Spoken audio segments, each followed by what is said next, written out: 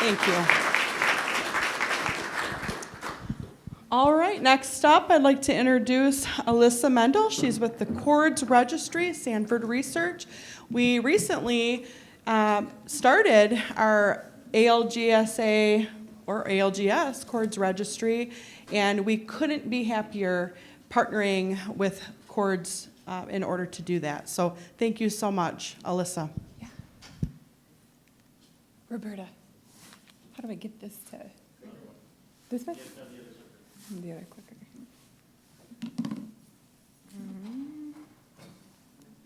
There we go. Okay.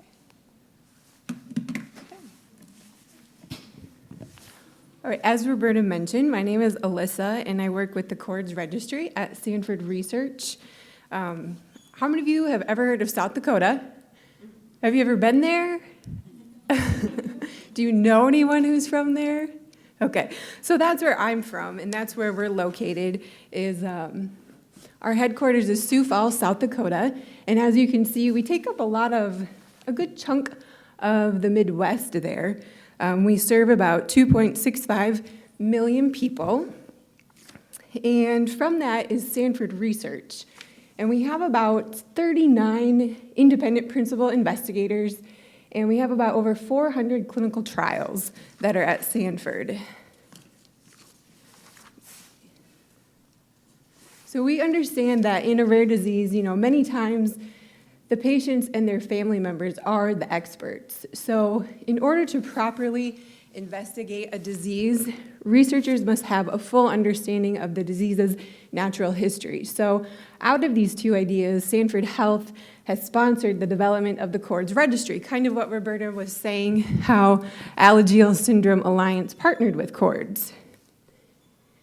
And so what CoRDS is a patient registry for all rare diseases, unaffected carriers, and the undiagnosed. It ties together patients, advocacy groups, and researchers. So unlike other registries, Sanford Health is sponsored, or CoRDS is an initiative sponsored by Sanford Health, so it's free for patients, researchers, and families and advocacy groups.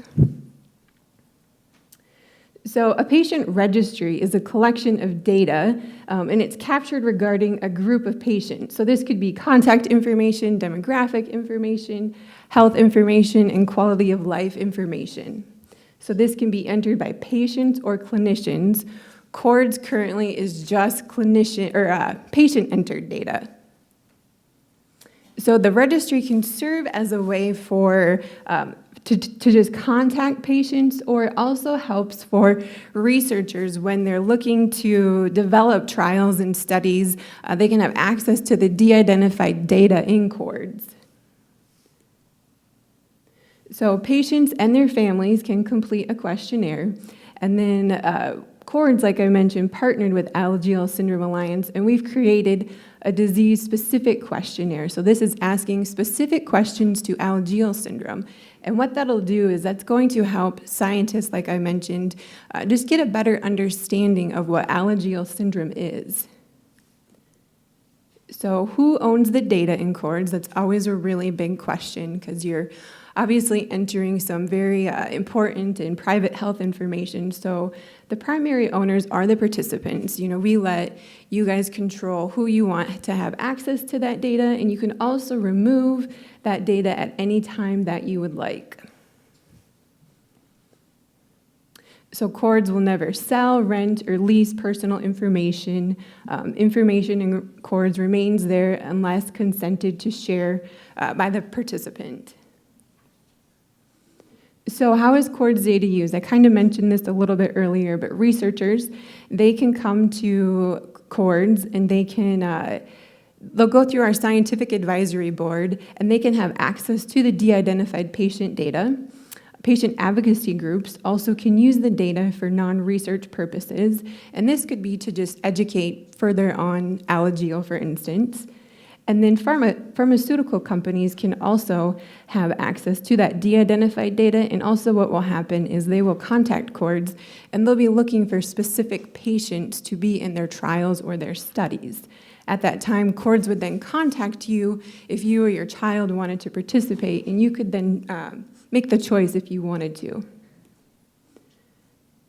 So many of the world's experts in rare disease are the patients and families themselves. So in order to study that natural progression of the disease, it's critical that participants update their information as frequently as their conditions change. So we'll always contact you once a year to upload any new information, but you can also go in there, whenever you go see your physician and maybe symptoms change, because as I mentioned, it's important to capture that natural history of the condition. And here's kind of our most recent updates with the CoRDS Registry. We represent over 1,000 different rare diseases. We just partnered with a couple more groups, so we have about 45 groups. We're in 64 different countries, all 50 states, and then we have close to 7,000 participants in the registry. Now, I was going to show you a really cool video that Sanford was able to make last year. We had some of you in the audience, I think, came out to our rare disease event, and you met one of our scientists, Kamesh. He actually studies Alagille syndrome. And so I was going to show you that video, but it was too big to put on here, so bear with me. Whoops. So with that, though, so new discoveries are made based on the information that natural history captures.